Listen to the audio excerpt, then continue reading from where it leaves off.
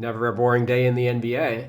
De'Aaron Fox gets his wish and goes to the San Antonio Spurs in a three-team trade involving 7 players and eight draft picks. The terms of the trade are the Spurs, they receive De'Aaron Fox and Jordan McLaughlin from the Sacramento Kings. The Sacramento Kings, they receive Zach LaVine from the Chicago Bulls and Sidi Sissoko from the San Antonio Spurs. And then they receive 3 first-round picks. Although this is being reported solely just for optics, as the 3 picks that they received were Charlotte's 2025 first-round pick, the Spurs 2027, and the Minnesota Timberwolves 2031.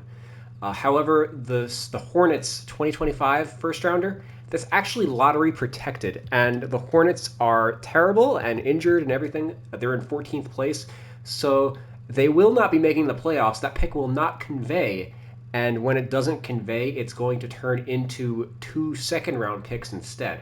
So while the Kings are being reported to have received 3 first-rounders and 3 seconds, it's actually 2 first-rounders and functionally 5 seconds, the seconds of which are Chicago's 2025, Charlotte's 2026 and 2027 after that first-rounder doesn't convey, and then Denver's 2028. They also get, Sacramento does their own 2028 back.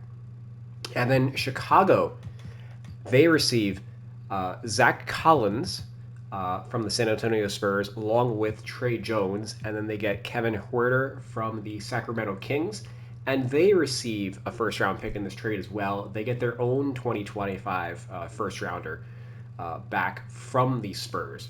They now it's worth noting the Spurs, or rather the Bulls, they this is a 3-for-1 trade. So they are going to have to cut 2 players, and or this trade is not official yet, so they're probably looking to find a home for a few of these guys at the bottom of their roster. Otherwise, I would say the most likely guys that get waived would be Chris Duarte and Torrey Craig. Torrey Craig looked like he was going to be probably getting waived after the deadline anyway, so you can go to a contender. Otherwise, I know that they're looking at Lonzo Ball as a potential trade chip. He's on a $20 million expiring. I don't think that really qualifies as like a salary dump. That's like a part of a larger move. They just wanted to, pawn off some minor guys. Like Taylor Horton Tucker's also on a minimum. He's a potential guy, although he is in their rotation. Anyway, that's not what we really want to discuss. The Bulls have kind of like the least interesting part of this trade. Let's head on over to the San Antonio Spurs and break things down for them. So they get De'Aaron Fox, who he indicated a couple days ago that he was only going to extend with the San Antonio Spurs. So they get their man. If he did end up signing an extension with them next year, doing so would, assuming it's a 5-year extension, would take him through his age 32 season, so the bulk of his prime. He spent the last 8 years with Sacramento, was an All-Star and All-NBA third team in 2023 when he led the Kings to the surprising 3rd seed. They, of course, were eliminated in the first round, and it was all downhill after that. In that season, he shot 51% from the field, but that mark dropped to 47% last year, and it is still at 47% this year. So he has been a little worse than he was during that season. He's still putting up pretty much the same numbers, 25 points, 6 assists, but his efficiency has not been there with Sacramento. So we'll see if him playing with Victor, how that works out, how their 2-man game works in the pick and roll, etc. And I guess a big part of that was Fox was a killer from mid-range. He was the clutch player of the year in 2023 also, and his mid-range game has slipped a little bit, so that is definitely something that he's going to be looking to get back to. He is a player that relies on his speed.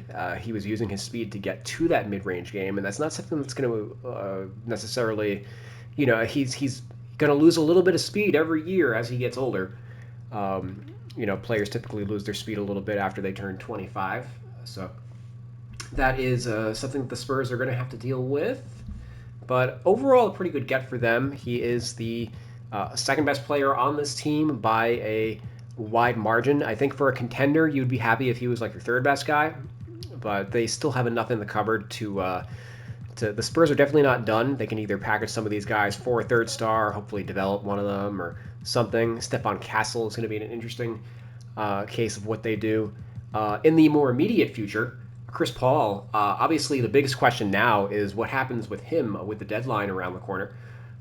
This was always kind of part of the plan with the Spurs, bringing in CP as rental. You know, they were probably going to be, if things really didn't work out, they would be moving it at the deadline to a contender. But things have worked out for the most part.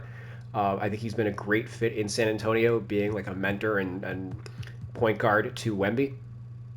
But Fox obviously is going to be playing heavy minutes for them, so I don't know if Chris Paul necessarily has a fit here. Certainly, he can't really share the court with Fox. So, will the Spurs move him to a contender? Will they do a buyout? You know, he makes a $10 million, so that's potential matching salary in a trade. There are definitely contenders that could use him, certainly as a backup. Teams like OKC, Denver, the Clippers, the Bucks, Minnesota, and Orlando can probably offer the largest role. He would probably start for those two teams. Phoenix, LOL. The Spurs, they also got out of the ugly Zach Collins contract. Fox's fit with Stephon Castle, I would say is not great because Castle's not a good shooter, and as mentioned, that's something that's not like it's not a super strength of Fox. So I'm curious to see how their fit is going to be. Castle had entered the starting lineup recently, playing the next to Devin Vassell, who I think is a pretty good fit next to Fox. If you recall, Kevin Huerter, his best season came next to the Aaron Fox in that 2023 season. So I think Vassell is a pretty good comp for that. But the Spurs are obviously not done. They're still young. And I think the next 2 years are going to be their biggest opportunity to build around Victor, because right now he's still on his rookie contract, making whatever he makes, way less than he should be. He only makes 12, 13, 17 million dollars in year 4, and he should be making 40, 50 million dollars based on his production on the floor. So they can use the salary cap essentially to that's essentially their window to like really load up. It's going to be like year 4. So we'll see what the Spurs are able to do after this. They are in 12th place, I believe. So even though they get Fox, it's not like they're necessarily pushing for the playoffs. They may not even make the play-in this year. We'll see. Let's head on over to the Kings, who definitely have the play-in on their mind.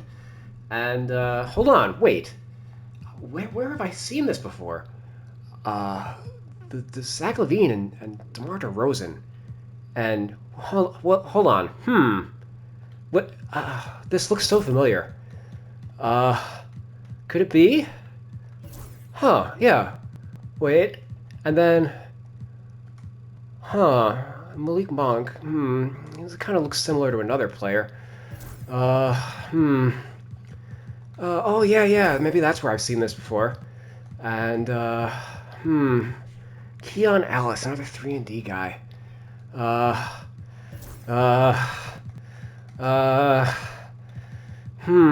Alright, and then... Oh, God. Keegan Murray. Well, even... Oh, God. Oh, my God. They've done it. The Sacramento Kings have done it. They've assembled the Chicago Bulls all over again. Vivek Ranadive's wet dream has come to fruition. The Kings can now be a play-in team for the next 5 years. All is well, because the Kings obviously contending for championships is forbidden. We just want to make the playoffs, baby. And they've done it. They are Bulls West. They get compensated 3 first-round picks for taking on Zach LaVine's contract, which is $46 million for next year, and then $49 million player option in 2027. So even though he's been playing better, the reason it took so long to trade him is he does not come cheap. So they the three first rounders that they got are I had covered that before, that one of them is a fake first, so we won't go in on that. But LaVine himself, two-time All-Star with the Chicago Bulls in the 2021 and 2022, dealt with injury last year, but has since bounced back. He spent 8 years with the Bulls. He is now joining his third team. Obviously, spent his first 3 years with the Minnesota Timberwolves.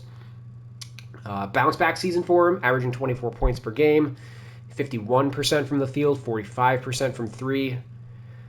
They move on from Fox, who was not just content making the playoffs. So clearly that was not acceptable. They had to get somebody who was just content making the playoffs. Malik Monk is probably the next biggest fallout from this trade, as he's essentially as the starting point guard on this team. They cleared out 2 point guards on their roster and didn't bring back any, so they are going to be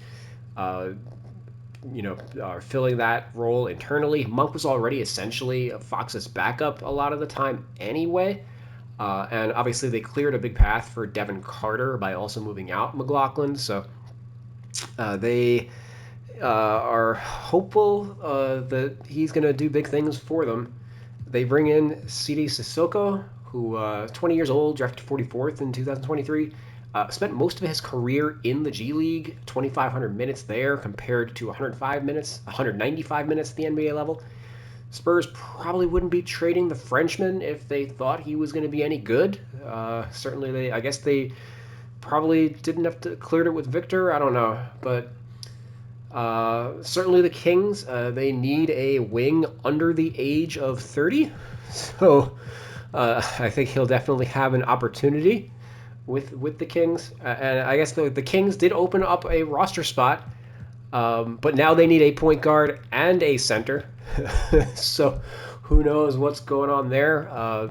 They could still be looking to move on from Trey Lyles. He's been linked in trade rumors. But then they're going to need a power forward as well. I don't think the Kings are doing such a hot job with their roster building. Worth noting that Mo Bamba was waived earlier in the day by Utah to make the Luka trade work, so maybe he's somebody that they could take a flyer on. Brandon Carlson has also played really well on a couple of 10 days with the Oklahoma City Thunder, so maybe they can just offer him a standard deal now if they wanted to. He's probably better than Alex Len, but what do I know? I'll leave this to the experts in Sacramento. And then from the Bulls' perspective, the biggest part of this trade is they got their own first-round pick back from San Antonio, which was top 10 protected, and then 1 to 8 in subsequent years. This was kind of like hindering their ability to like effectively tank, in my opinion. And they only got one first for LaVine, because his contract was terrible. They got out of cap hell, and the guys they brought in, Kevin Huerter, he's owed $18 million next year. Again, LaVine is under contract for the next 2 seasons. So Huerter, $18 million next year. Maybe he's a starter, maybe not. He's had a disappointing year with Sacramento, lost his starting job, averaging only 8 points per game, shooting 41% from the field, and a career low 30% from three. Also only 21 minutes per game, basically all career lows. I would think, Ayo Dosunmu's the incumbent. He's been with them for longer. I would assume that Huerter, in theory, is the better shooter, so he might end up in the starting lineup just because they need shooting. Also, who knows what this team is going to look like in 3 days, because I think a few more pieces might be on the way out, but more on that in a second. And they also bring in Zach Collins, who also makes $18 million next year. Probably a harbinger that Vucevic will be traded next, as they now have 3 centers under contract. Collins having a down year, only 4.6 points per game, only 12 minutes per game. He's been dealing with injuries for a little bit of his career. Lost his rotation spot to Charles Bassey. And he hit 37% from 3 in 2023 to earn a $34 million extension, but he's only shot 32% from 3 since then. So kind of a stretch 5 that doesn't really stretch the floor. But he's fine. Like, he's just a decent backup that's just wildly overpaid. And I don't think that the Bulls would be thrilled going, like, if they didn't bring in another center to replace Vucevic, they wouldn't be thrilled. They definitely would be looking for a center in the offseason, I think. But for the most part, like, I think Collins is a decent stopgap and somebody who could possibly rebuild his value in Chicago. Probably, definitely a career backup for the rest of his career. It's just a matter of whether or not he can stay healthy. And then they also bring in Trey Jones, who is on a $9 million expiring deal. And this kind of makes it clear to me that Lonzo Ball will not be with the team after the deadline. But Jones only 4.4 points per game in 16 minutes this year, behind Chris Paul. He also dealt with injuries earlier in the year. He started 113 games in the 2 seasons prior, but he's really just a fringe starter. Like, he was the worst starter in the league last year. He just projects as like a career backup at this point. Kind of a poor man's Tyus Jones. Has a really strong assist to turnover ratio, a 4-to-1 assist to turnover ratio last season, a 5 AT ratio this season, but he's only at 30% from three for his career. Other guys who might be on the move: Kobe White and Ayo Dosunmu. Even though these guys are young, they are on cheap contracts. Kobe White makes $13 million next year, and Ayo Dosunmu makes $7.5. So both of those guys are too cheap to effectively get extensions because you need to extend off of that base number. So I think it's worth investigating. Like, I know that they're probably beloved in the organization, but does it really make sense if you are going to be rebuilding to like pay them like $25 million a year, which is what it's going to take on their next contracts? I'm not entirely sure. I would maybe be investigating trading them to a contender that could really use their services. Teams like the OKC Thunder are flush with first rounders, and they could certainly use guys like that in their rotation. You know, I mentioned Chris Paul as a potential like a buyout guy for OKC. As they don't have a point guard, they would love a guy like Dosunmu or Kobe White. Certainly, they've got a connection with Alex Caruso that I alluded to before.